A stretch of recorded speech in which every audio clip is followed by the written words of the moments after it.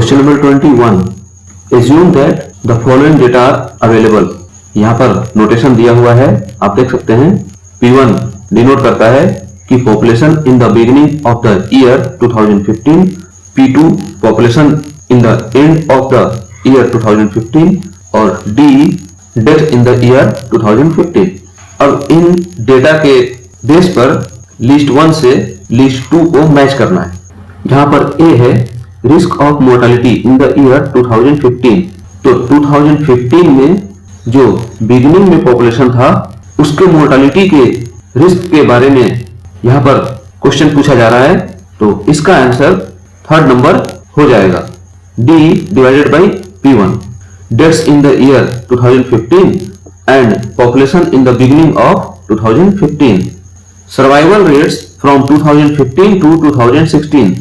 जो P1 population 2015 के beginning में था और इसके लास्ट में P2 पॉपुलेशन रह गया, तो जो इसके आगे का नेक्स्ट पॉपुलेशन होगा 2016 के लिए, वो इन दोनों पॉपुलेशन का रेशियो हो जाएगा कि 2016 में टोटल पॉपुलेशन कितना था, out of which starting in the 2015।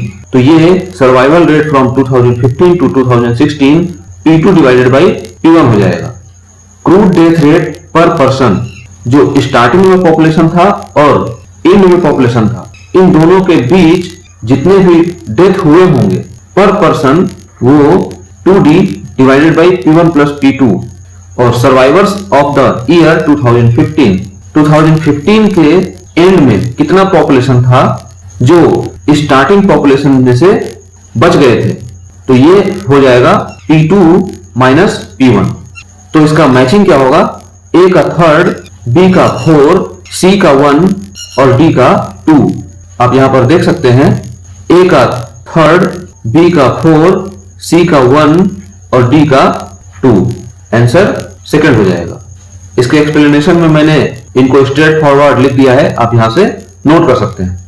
Question number 22, if P0 and P4 are the size of population at age 0 and 4 respectively, then person years lived between age 0 and 4 will be, ये हमेशा larger than the average population of ages, ये होता है, इसमें answer 2 हो जाए। आप यहां पर देख सकते हैं इसके एक्सप्लेनेशन में, it is the sum of years lived in the age interval by each person who survives to ages between x to x plus n। जितने भी लोग हैं उनके लिविंग ईयर का सम पर्सन ईयर्स कहलाता है। Thus person years lived is additive over age interval. यहाँ पर आप देख सकते हैं एज इंटरवल के अंडर में यह एडिटिव होता है। The person years lived between 0 and 4 will be larger than the average population of ages 0 and 4. Question number 23. Which of the following is the correct sequence to write a research report? Research report को लिखने से पहले आपके पास statement of problem होना चाहिए, जिसमें यहीं पर लिखा हुआ है स्टेटमेंट थर्ड में। तो इसका आंसर थर्ड सही हो जाएगा। इसमें नेक्स्ट आता है ऑब्जेक्टिव, फिर database, methodology and report writing. Research report, it is a condensed form or a brief description of the research work done by the researcher. It involves several steps to present the report in the form of thesis or dissertation. ये बिल्कुल easy है, आप यहाँ से समझ सकते हैं। A research report has the following sequence to write. Statement of problem first होगा, इसके बाद objective of the problem ये होगा, डेटाबेस, डेटाबेस में क्या क्या आएगा, data collection, scrutiny and data entry, फिर मेथोडोलॉजी एंड डेटा एनालिसिस होगा, इसके बाद रिपोर्ट राइटिंग होगी। तो रिपोर्ट राइटिंग में भी यही प्रोसेस आएंगे। सबसे पहले क्या होगा, उस राइटिंग में हम पहले लिखेंगे statement of the problem, brief statement, और उसके प्रोसीजर के बारे में लिखा जाता है, principle of findings and conclusion ये लिखा जाता है, एंड देन रीडिंग और रेफरेंसेस। तो रिसर्च राइटिंग में जो सीक्वेंस होगा, statement of problem, objective, database, methodology and report writing. Question number 24, if GRR in a population is 1.87 and 100 mothers follow the current schedule of fertility, then 100 mothers will be replaced by how many daughters? जो GRR होता है वो average number of daughters होता है। आप यहाँ पर देख सकते हैं the gross reproduction rate is the average number of daughters that would be born to a women or group of women during her lifetime. Women के लाइफ टाइम के भीतर एवरेज नंबर ऑफ डॉटर्स उनको जो born होंगे वो gross reproduction rate कहलाता है। So that 100 mothers follow the current schedule of fertility, then these mothers would be replaced by 187 daughters। यहाँ पर आप समझ सकते हैं one mother would be born on an average 1.87 daughters। Then if 100 mothers follow the current schedule of fertility, then all 100 mothers will be replaced by 187 daughters। 1.87 into 100 is equal to 187। Question number 25, what is the stage called between origin and destination in Lee's model of migration? इस stage को intervening obstacle कहा जाता है। Scholar ली ने 1966 में यह बताया था कि पुश और पुल के कंडीशन में जिसमें ओरिजिन और डेस्टिनेशन होता है उसके बीच का जो भी स्टेजेस होंगे उस स्टेज को इंटरवेनिंग ऑब्स्टेकल कहा जाता है। इसमें आंसर थर्ड हो जाएगा। यहां पर आप देख सकते हैं Lee's model was created in 1966 which described the intervening obstacles of migration। इसमें एक ओरिजिन होगा और डेस्टिनेशन होगा। इस ओरिजिन से डेस्टिनेशन की ओर जाने पर बीच में जितने भी डिफरेंट स्टेजेस होंगे ये स्टेजेस इंटरवेनिंग ऑब्स्टेकल कहलाता है। इसके कुछ और इंफॉर्मेशन को हम समझ लेते हैं। पहले rural to urban migration, it is also called push and pull factor of migration, origin and destination, maximum level of migration. इस कंडीशन में मैक्सिमम लेवल ऑफ माइग्रेशन होता है। ये इंपॉर्टेंट कीवर्ड्स हैं, आपको इसको याद रखना चाहिए। The concept of rural and urban migration was given by R Herbert and JC Mitchell. इस ओरिजिन और डेस्टिनेशन के बीच के डिफरेंट स्टेजेस के बारे में ली ने 1966 में बताया था, लेकिन इस ओरिजिन और डेस्टिनेशन के बारे में आर हर्बर्ट और जेसी मिचेल ने बताया था, जिसको origin and destination model of migration कहा जाता है या push and pull factor of migration कहा जाता है या रूरल टू अर्बन माइग्रेशन भी कहा जाता है। और इस केस में मैक्सिमम लेवल ऑफ माइग्रेशन होता है। In rural to urban migration streams there is maximum volume of migration. आप यहां पर देख सकते हैं example of push factor and example of यहां पर पुल होगा।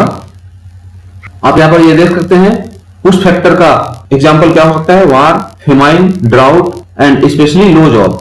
किसी ज्योग्राफिकल लोकेशन में वार की कंडीशन है, फेमाइन है, वहां पर ड्राउट है, फियर है, पॉवर्टी है, डिजास्टर है, अनएम्प्लॉयमेंट की कंडीशन है, तो लोग वहां से माइग्रेट करने की कोशिश करेंगे और उस कंडीशन को पुश फैक्टर कहा जाता है, क्योंकि ये सारी कंडीशंस उसको पुश करता है कि वो वहां से माइग्रेट करे। इस फिगर में आप समझ सकते हैं पुश फैक्टर में क्या है, उस ज्योग्राफिकल लोकेशन में जो इस टाइप की कंडीशन एराइज होंगी उसकी वजह से बंदा लीव करेगा, तो वो फैक्टर कहलाएगा पुश फैक्टर। और पुल फैक्टर क्या होगा, यहां पर आप देख सकते हैं फाइंड, सेफ्टी की तलाश में, अपॉर्चुनिटी, स्टेबिलिटी, फ्रीडम। इसका बेस्ट एग्जांपल क्या होगा, better living conditions like job opportunity and better education. कि कोई भी व्यक्ति है उसको एक ऐसी कंडीशन जो फोर्स करे कि वो वहां से माइग्रेट कर जाए, ये कहलाएगा पुल फैक्टर। और इन दोनों इमेजेस को मैंने इस सोर्स से लिया है। इस पर माइग्रेशन से रिलेटेड और भी बहुत सारे इंफॉर्मेशन अवेलेबल हैं, और भी डिटेल्ड जानकारी अगर कलेक्ट करना है आप यहां से कलेक्ट कर सकते हैं। Question number 26, according to 2011 census what percentage of total households in the country reported disabled persons. अभी तक आपने जो क्वेश्चन देखा होगा उसमें डिसेबल पॉपुलेशन के बारे में क्वेश्चन पूछा गया था। यहां पर टोटल हाउसहोल्ड के बारे में क्वेश्चन एराइज हो रहा है, तो इसमें आंसर फर्स्ट हो जाएगा 8.3। टोटल हाउसहोल्ड में से 8.3% जो हाउसहोल्ड था उसमें पूरे कंट्री में डिसेबल पर्सन रिपोर्ट किया गया था। इससे रिलेटेड कुछ इंफॉर्मेशन मैंने यहां पर कलेक्ट किया है। इस टेबुलर फॉर्मेट में आप देख सकते हैं डिसेबल पॉपुलेशन सेंसस 2011। जो डिसेबल पॉपुलेशन का शेयर है 2011 के अकॉर्डिंग 2.21%, रूरल एरिया में 1.54 एंड अर्बन पॉपुलेशन 0.675% है। टोटल हाउसहोल्ड ऐसे हैं जिसमें डिसेबल पॉपुलेशन मिलेंगे वो 8.3% है। अगर हायरार्की की बात करें तो सबसे मैक्सिमम जो डिसेबल्ड पॉपुलेशन है वो ब्लाइंड लोगों की है, इसमें 0.45% टोटल पॉपुलेशन का शेयर है। डीफ पॉपुलेशन 0.41% और डम्ब पॉपुलेशन 0.16%। अगर टोटल डिसेबल्ड पॉपुलेशन की बात करें तो जितने भी डिसेबल्ड पॉपुलेशन है उन सब में भी मैक्सिमम पॉपुलेशन ब्लाइंड पॉपुलेशन का है 20.6%। पूरे डिसेबल्ड पॉपुलेशन में से कितने ब्लाइंड हैं, कितने डीफ हैं, कितने डम्ब हैं, उनके बारे में ये कॉलम इंफॉर्मेशन देता है। लेकिन ये कॉलम टोटल पॉपुलेशन में से, out of total population, how many share of population है blind population, how many of them deaf population and how much share of dumb population. ये एक इंपॉर्टेंट इंफॉर्मेशन है, आप यहां से नोट कर सकते हैं। यहां से एक क्वेश्चन तो एग्जामिनेशन में पूछा ही गया है, इससे रिलेटेड और भी इंफॉर्मेशन पूछे जा सकते हैं। Question number 27, according to the latest United Nations population projections, India is expected to surpass China by which of the following year. इसमें आंसर 2027 होगा, answer number 4। World population prospect 2019 के अकॉर्डिंग इंडिया वर्ल्ड का most populous country होगा जब 2027 में China को सरपास कर जाएगा। यहां पर आप देख सकते हैं India will surpass China as the world's most populous country around 2027। ये प्रोजेक्टेड वैल्यू है। More than 50% of the global population will be concentrated in just 9 countries between 2019 to 2050। 2019 से 50 के बीच 9 कंट्रीज ऐसे होंगे जहां पर पूरे वर्ल्ड का 50% पॉपुलेशन कंसंट्रेटेड होगा। आप यहां पर देख सकते हैं India, Nigeria, Pakistan, democratic Republic of Congo, Ethiopia, United Republic of Tanzania, Indonesia, Egypt and USA. तो 2027 में चाइना को सरपास करके आगे तो निकल ही जाएगा और जो टोटल ग्लोबल पॉपुलेशन होगा 2019 से 2050 के बीच, ये 9 ऐसे कंट्री हैं जहां पर 50% ऑफ ग्लोबल पॉपुलेशन कंसंट्रेटेड होंगे। तो यहां से आप इसको नोट कर लीजिए, ये वर्ल्ड पॉपुलेशन प्रोस्पेक्ट 2019 का एस्टिमेट है। इसमें और भी इंपॉर्टेंट पॉइंट है, India and Nigeria, these 2 countries could account for 23% of the global population increase to 2050। जो 2019 से 2050 के ड्यूरेशन में पॉपुलेशन का इंक्रीमेंट होगा, उसमें ये जो 9 कंट्रीज हैं, इस 9 कंट्रीज में से 23% का शेयर अकेले इंडिया और नाइजीरिया से होगा। मींस ये कह सकते हैं कि टोटल ग्लोबल पॉपुलेशन का ऑलमोस्ट 1/4। और 4 मोस्ट पॉपुलस कंट्रीज कौन कौन से हैं, देखिए यहां पर ये चाइना यहां होगा, ये टाइपिंग एरर है, और यहां इंडिया होगा। आप सभी को पता है चाइना अभी मोस्ट पॉपुलस कंट्री है with 1.43 billion of population. Total global share कितना है, 19%। इंडिया का total population 2019 world population prospect के अकॉर्डिंग 1.37 बिलियन, इसका शेयर 18% है। इसके बाद नंबर आता है यूएसए का 329 million and then Indonesia 271 million. ये 4 ऐसे मोस्ट पॉपुलस कंट्री हैं जिसको आपको याद रखना चाहिए। इसमें स्टार्टिंग के 2 तो इसके पूरे पॉपुलेशन के साथ में आपको याद रहना चाहिए। इसमें चाइना के रिगार्डिंग एक इंटरेस्टिंग बात यह है कि 2011 में इसका टोटल पॉपुलेशन 1.34 बिलियन था, जो 2019 के वर्ल्ड पॉपुलेशन प्रोस्पेक्ट के अकॉर्डिंग 1.43 बिलियन है। मतलब ये डिजिट आपस में रिप्लेस हो गया और इंडिया का अभी 1.37 बिलियन है और टोटल ग्लोबल शेयर भी आपको याद रखना चाहिए। इन सारे डेटा को मैंने वर्ल्ड पॉपुलेशन प्रोस्पेक्ट 2019 से लिया है। Question 28, in Hajnal's method to calculate singulate mean age at marriage, which one of the following assumptions is not true? No change in marriage pattern, no mortality differential by marital status, no change in the age structure, no migration differential by marital status। इसमें 3 assumption जो होते हैं वो first match हो रहा है, no change in marriage pattern होना चाहिए। सेकंड भी होगा no mortality differential by marital status, लेकिन ये थर्ड ऑप्शन इसमें सही नहीं होगा, no change in the age structure, no migration differential by marital status, ये भी एक एजम्पशन होगा। यहां पर आप देख सकते हैं the age pattern of marriage has not experienced any abrupt over time। तो इसके मैरिज पैटर्न में कोई चेंजिंग नहीं होना चाहिए, इस एजम्पशन से क्लियर है। There should not be any differential in mortality by marital status। Mortality differential का भी कोई पैटर्न इस marital स्टेटस में नहीं होना चाहिए। और population is close to migration और its net effect should be negligible। No migration differential means जो population है वो close to migration होना चाहिए। तो इसमें आंसर थर्ड होगा जो एक assumption नहीं है। Simulate mean age at marriage is an indirect method of estimation of nuptiality which was developed by J. Hasnal in 1953। जो SMAM है Simulate mean age at marriage, ये हसनाल के द्वारा 1953 में डेवलप किया गया था। ये एक indirect method of estimation of marriage या nuptiality है। It is an estimate of the average number of years lived by a cohort of men or women before their first marriage। किसी भी मैन या वुमेन का first marriage से पहले उनके द्वारा टोटल लिविंग ईयर्स का एवरेज का ये एस्टिमेट होता है। The SMAM is derived from the proportion of single persons of each sex in successive age group।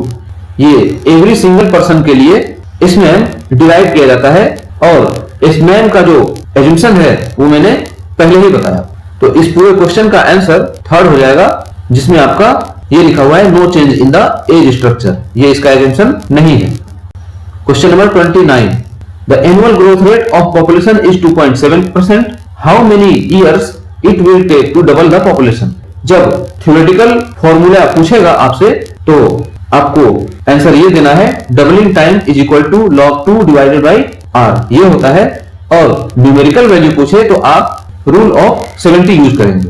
इसमें होता है doubling time is equal to 70 by R. तो आर क्या है आपको यहाँ पर दिया हुआ है 2.7। आप वैल्यू को पुट करके जब डिवाइड करेंगे तो ये कुछ 25.92 आएगा, जो अप्रोक्सीमेटेड है 26 ईयर्स। तो इसमें आंसर सेकंड हो जाएगा, ये आंसर 2। एक बार इसको फिर से समझ लेते हैं। डबलिंग टाइम क्या होगा? It is the amount of time which takes for a population to double itself at a consistent rate of growth given as doubling time is equal to this. आप इसको नोट कर लीजिए। और rule of 70 क्या है? Numerically we can find the doubling time in years by dividing 70 by the annual growth rate. बिल्कुल clear है, आप यहां से नोट कर सकते हैं। Question number 30, which one of the following groups of scholars is arranged in correct order by the year of their proposed fertility theories. यहां पर आप देख सकते हैं 4 स्कॉलर्स हैं जिनको मैंने उनके द्वारा दिए गए फर्टिलिटी थ्योरीज के ईयर्स के अकॉर्डिंग यहां पर अरेंज किया हुआ है। सबसे पहले नंबर आता है लेवाइंस्टीन का, जिन्होंने थ्योरी ऑफ एक्स एफिशिएंसी दिया था 1957 में। बेकर ने क्वालिटी क्वांटिटी ट्रेड ऑफ 1960 में। किंग्सले डेविस ने प्रॉक्सिमेट डिटर्मिनेंट ऑफ फर्टिलिटी 1978 में। और कार्डवेल ने हेल्थ ट्रांजिशन थ्योरी 1990 में दिया था। तो यहां से अरेंजमेंट क्या होगा? Leibenstein, Becker, Kingsley Davis and Cardwell, ये आपको आंसर सेकंड में मिलेगा। Leibenstein, Becker, Kingsley Davis and Cardwell, ये आपका आंसर हो जाएगा।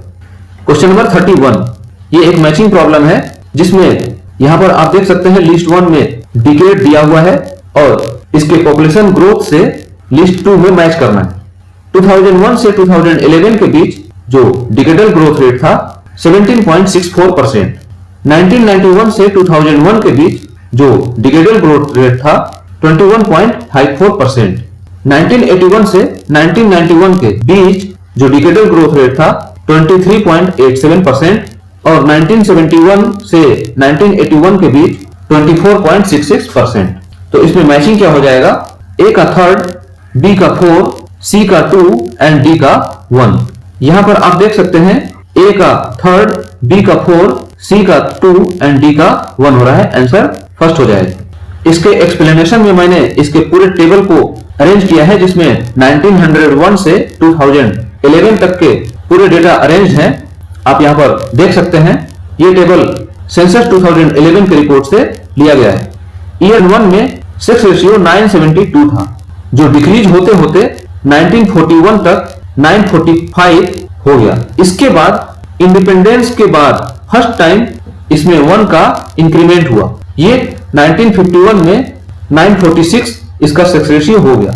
इसके बाद इसमें उतार चढ़ाव आता रहा और इसी क्रम में चलते चलते अभी प्रेजेंट टाइम में 2011 में ये 943 है।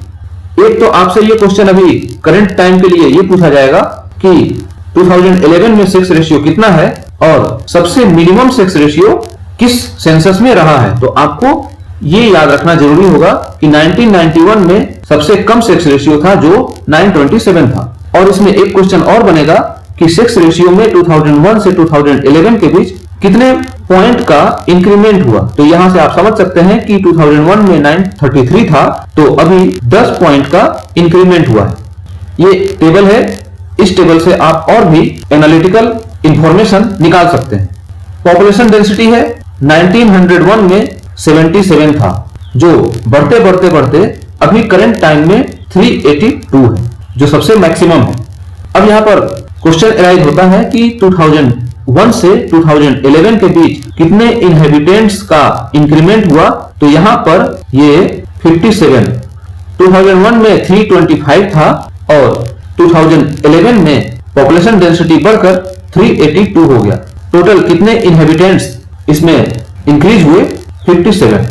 और डिकेडल ग्रोथ रेट, इसके बारे में आपको इस पॉइंट को याद रखना जरूरी होगा कि 1921 में ये निगेटिव में डिकेडल ग्रोथ रेट था। 1911 से 1921 के बीच जो डिकेडल ग्रोथ रेट होना चाहिए था वो निगेटिव में था और इसके बाद ग्रोथ रेट बढ़ने लगा। तो पहले तो पॉजिटिव में था 1901 से 1911 के बीच और 11 से 21 के बीच ये निगेटिव रहा और निगेटिव के बाद ये जब इंक्रीज होना शुरू हुआ तो इंक्रीज होता गया, फिर बाद के समय में ये घटने लगा जो अभी करंट टाइम में 17.7 है। तो इस पॉजिटिव, निगेटिव एंड इस पॉजिटिव, इसकी वजह से इस 1921 को great dividing year of the census कहा जाता है।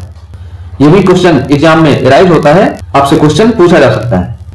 इसके बाद आप यहां पर जो ग्रीन कलर में देख रहे हैं 24.8% सबसे मैक्सिमम डिकेडल ग्रोथ रेट 1961 से 1971 के बीच हुआ था। इसके बाद इससे कुछ ही कम इसके नेक्स्ट सेंसस में यह देखने को मिला था 1981 में 24.66 और आप देख सकते हैं उस समय से ये डिक्रीज होना स्टार्ट हुआ और ये घटते घटते अभी 2011 में डिकेडल ग्रोथ रेट 17.7% रह गया है। इससे एक इंफॉर्मेशन और भी आप निकाल सकते हैं कि 1921 के बाद जब डिकेडल ग्रोथ रेट में इंक्रीमेंट शुरू हुआ तो ये 1941 तक बढ़ता गया। इसके बाद जो फर्स्ट डिक्रीमेंट हुआ वो 1951 में हुआ। यहां पर आप देख सकते हैं 13.31%। ये आजादी के तुरंत बाद का समय था और इसके बाद जब डिकेडल ग्रोथ रेट बढ़ना शुरू हुआ तो 1961 से 71 तक ये बढ़ता रहा। 71 में मैक्सिमम इंक्रीमेंट होने के बाद इसमें 1981 से डिक्रीमेंट स्टार्ट हुआ जो घटते घटते अभी 2011 में 17.7% रह गया है। आप इस टेबल को नोट कर लीजिए और यहां से और भी एनालिटिकल इंफॉर्मेशन इन तीनों कॉलम से निकाल सकते हैं। तो इस क्वेश्चन के अकॉर्डिंग जो मैचिंग होना था इसमें फर्स्ट नंबर ऑप्शन सही हो जाएगा। Question number 32, which two of the following methods are used for small area population projection? इसमें चार ऑप्शन दिए हुए हैं जिसमें दो सही होगा। ए में है मैथमेटिकल मेथड, बी है रेशियो मेथड, सी है रिग्रेशन मेथड एंड डी है कंपोनेंट मेथड। इसमें रेशियो और रिग्रेशन मेथड का यूज करके स्मॉल एरिया पॉपुलेशन का प्रोजेक्शन किया जाता है, तो इसमें आंसर सेकंड हो जाएगा। आप यहां पर देख सकते हैं ratio and regression methods are used for projecting the population of small area within a country. This method is used where an area say district containing the population to be projected is part of a larger or parent area for which projections are available। Simple language में आप ये समझ सकते हैं कि small area projection के लिए इस रेशियो मेथड और रिग्रेशन मेथड का यूज किया जाता है और डिस्ट्रिक्ट लेवल पॉपुलेशन प्रोजेक्शन के लिए भी इन दोनों का यूज किया जाता है। Question number 33, which one of the following groups of series of states is correctly arranged in low to high sex ratio at birth according to SRS for the year 2018। मैंने 2017 को यहाँ पे कट कर दिया है क्योंकि SRS का 2018 का स्टैटिस्टिकल रिपोर्ट इशू हो चुका है। उस रिपोर्ट के अकॉर्डिंग हम यहाँ पे क्वेश्चन सॉल्व करेंगे। तो according to that SRS statistical report, इसमें जो चारों ऑप्शन दिए हुए हैं ये अरेंजमेंट सही नहीं है। इसमें इसलिए मैंने स्टार मार्क लगा करके रखा हुआ है।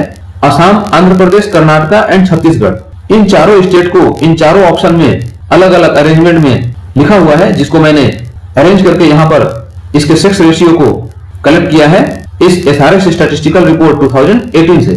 असम का सेक्स रेशियो 925 है, कर्नाटका का 924 है, आंध्र प्रदेश का 920 है और छत्तीसगढ़ का 958 है। तो इन चारों में कोई भी अरेंजमेंट इसके अकॉर्डिंग सही नहीं होगा, इसलिए यहाँ पर आंसर नहीं होगा। मैंने स्टार मार्क लगाया हुआ है। अब बात कर लेते हैं कि SRS स्टैटिस्टिकल रिपोर्ट 2018 के अकॉर्डिंग इंडिया का सेक्स रेशियो 899 है, जो 2011 के अकॉर्डिंग 44 कम है। इस समय सेक्स रेशियो 943 था और SRS स्टैटिस्टिकल रिपोर्ट 2018 के अकॉर्डिंग ये सेक्स रेशियो 899 रह गया। सेंसस 2011 से अगर कंपेयर किया जाए तो ये सेक्स रेशियो 44 कम है।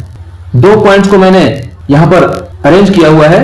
States having low to high sex ratio at birth and states having high to low sex ratio at birth. आपको बिल्कुल याद रखना जरूरी है कि उत्तराखंड का सबसे मिनिमम है sex ratio as per SRS statistical report 2018 और 2011 के अकॉर्डिंग हरियाणा है, जिसमें यहाँ SRS रिपोर्ट 2018 के अकॉर्डिंग हरियाणा सेकंड नंबर पर है।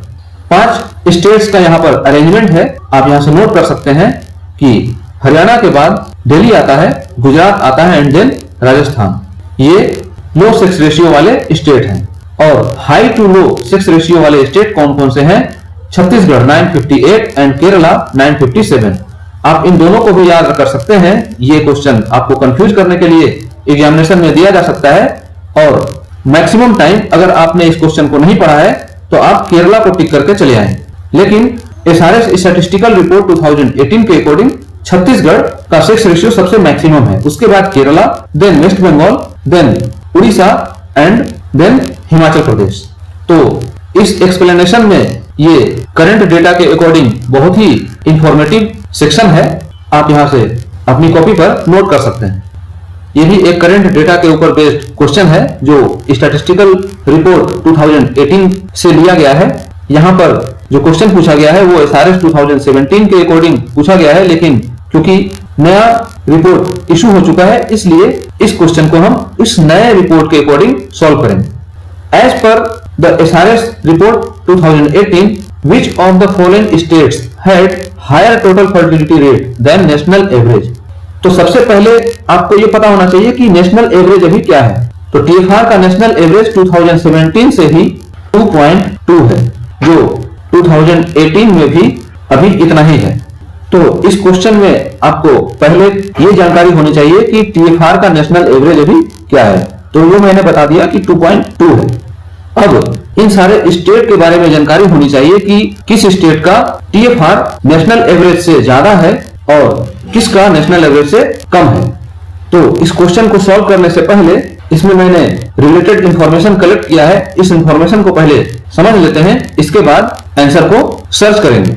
आप यहाँ पर देख सकते हैं total fertility rate for the country is stable at 2.2 in 2018 and 2017।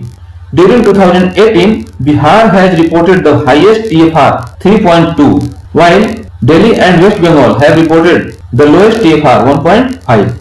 अभी 2018 के स्टैटिस्टिकल रिपोर्ट के अकॉर्डिंग बिहार का TFR सबसे हाईएस्ट है 3.2 और सबसे लोएस्ट में दो स्टेट हैं Delhi and West Bengal 1.5। The 13 states UTs have reported below the replacement level of fertility, that is 2.1, जिसमें दिल्ली एक यूटी है, बाकी सारे स्टेट्स हैं। यहां पर आप देख सकते हैं टोटल अरेंजमेंट है। दिल्ली 1.5, वेस्ट बंगाल 1.5, तमिलनाडु, आंध्र प्रदेश, J&K, पंजाब, हिमाचल प्रदेश एंड तेलंगाना, ये 5 स्टेट्स ऐसे हैं जहां का TFR 1.6 है और 3 स्टेट जिसमें महाराष्ट्र, केरला एंड कर्नाटक इनके TFR 1.7 है, उत्तराखंड 1.8 एंड उड़ीसा 1.9। ये टोटल 13 स्टेट्स हैं जिन्होंने replacement level of fertility means 2.1 होना चाहिए TFR, इससे कम इन्होंने अचीव किया हुआ है इस SRS स्टैटिस्टिकल रिपोर्ट 2018 के according. Gujarat remains exactly at the replacement level 2.1। Gujarat का TFR रिप्लेसमेंट लेवल के इक्वल है 2.1। 7 states have above replacement level, that is Bihar, UP, Madhya Pradesh, Jharkhand, Chhattisgarh, Assam and Haryana. ये 7 ऐसे स्टेट हैं जो रिप्लेसमेंट लेवल से ऊपर हैं इनके TFR, मतलब कि ये अभी भी TFR को अचीव नहीं कर पाए। और इसमें असम और हरियाणा 2 ऐसे स्टेट हैं जिनका TFR नेशनल एवरेज के इक्वल है। तो 2.2 टोटल कितने हो जाएंगे, एक तो इंडिया का, दूसरा असम एंड देन हरियाणा। यहां पर मैंने इन स्टेट्स में से कुछ को ग्रीन में और इस कलर में और देन इस कलर में येलो में मार्क करके रखा हुआ है, जो यहां ऑप्शन में दिए हुए। जो ग्रीन देख रहे हैं, ये ग्रीन वो स्टेट है जिनका TFR नेशनल एवरेज से ज्यादा है। असम वो स्टेट है जिसका TFR नेशनल एवरेज के इक्वल है। और ये जो येलो कलर में आपको दिख रहा है, ये स्टेट ऐसे हैं जिनका TFR नेशनल एवरेज से कम है, लेकिन इनका अरेंजमेंट इस 2018 SRS स्टैटिस्टिकल रिपोर्ट के अकॉर्डिंग सही नहीं है, इसलिए मैंने यहाँ पर स्टार मार्क लगाकर रखा हुआ है। तो इस क्वेश्चन के अकॉर्डिंग यहाँ पर आप अरेंजमेंट कर सकते हैं और मैक्सिमम इंफॉर्मेशन को गेन कर सकते हैं। Question number 35, arrange the following countries in ascending order according to their annual growth rate of population for the period 2010 to 2019। यहाँ पर 4 ऑप्शन दिए हुए हैं, China, India, USA and Brazil. ये जो येलो मार्क में आपको दिख रहा है 0.5%, 1.0%, 0.6% एंड 0.8%। ये मैंने वर्ल्ड पॉपुलेशन प्रोस्पेक्ट 2019 के डेटा बुकलेट से लिया हुआ है। तो इसके अकॉर्डिंग जो करेक्ट अरेंजमेंट होगा वो थर्ड में दिया हुआ है, China, USA, Brazil and India. तो एनुअल ग्रोथ रेट सबसे मिनिमम चाइना का है, उसके बाद USA का है, then Brazil and then India. इसमें आंसर 3 होगा, आप यहां से नोट कर सकते हैं। कुछ और भी इंफॉर्मेशन है यहां पर मैंने अरेंज किया हुआ है, आप यहां से नोट कर सकते हैं। The correct arrangement of countries in ascending order according to their annual growth rate of population for the period 2010 to 2019, it is China, USA, Brazil and India. एक और भी अलग से इंफॉर्मेशन मैंने यहाँ पर उसी वर्ल्ड पॉपुलेशन प्रोस्पेक्ट 2019 के अकॉर्डिंग अरेंज किया हुआ है। Status of India among SAARC countries. SAARC means South Asian Association for Regional Cooperation. इसका हेड ऑफिस काठमांडू, नेपाल में है। इसमें टोटल 8 कंट्रीज आते हैं। उन 8 कंट्रीज का यहाँ पर स्टेटस है annual growth rate of population का। आप यहाँ पर देख सकते हैं सबसे अच्छे कंडीशन में श्रीलंका है, उसके बाद India, Bangladesh, Bhutan, Nepal, Pakistan, Afghanistan and then Maldives आता है। अगर कंपैरिजन देखा जाए तो वर्स्ट कंडीशन अभी मालदीव का है और इंडिया सार्क कंट्रीज में सेकंड नंबर पर है। इसके बाद बांग्लादेश 1.1%, भूटान 1.2%, नेपाल 1.5%, पाकिस्तान 2%, अफगानिस्तान 2.5% एंड मालदीव 3.4%। यहां से एक इंफॉर्मेशन आप और भी नोट करके याद कर सकते हैं, इंडिया के पॉपुलेशन ग्रोथ रेट से जस्ट डबल पाकिस्तान का है और इससे 0.5 कम नेपाल का है और 0.5 ज्यादा अफगानिस्तान का है और इंडिया से 0.5 कम आपका श्रीलंका है। बाकी जो 2 देश बच गए ये बांग्लादेश और भूटान है और मैक्सिमम तो आपको याद ही रहेगा मालदीव से। तो दिसंबर 2019 के यूजीसी नेट का पॉपुलेशन का पेपर मैंने यहां पर एक्सप्लेन किया, जिसमें टोटल 15 क्वेश्चन अवेलेबल थे, जो क्वेश्चन नंबर 21 से 35 तक था। मैं एक्सपेक्ट करता हूं कि आपको ये एक्सप्लेनेशन पसंद आया होगा और इन सारे इंफॉर्मेटिव मटेरियल को आपने नोट कर लिया होगा। आपको ये वीडियो कैसा लगा कमेंट बॉक्स में कमेंट करके जरूर बताइएगा। वीडियो को लाइक और शेयर करना बिल्कुल भी ना भूलिए। अगर आप चैनल पर नए हैं तो चैनल को सब्सक्राइब कर लीजिए और बेल आइकन को भी प्रेस कर दीजिए ताकि मेरे किसी भी रिलेटेड इंफॉर्मेशन का नोटिफिकेशन आपको सबसे पहले प्राप्त हो जाए। द स्कॉलर्स ग्रुप के साथ वीडियो के अंत तक बने रहने के लिए धन्यवाद।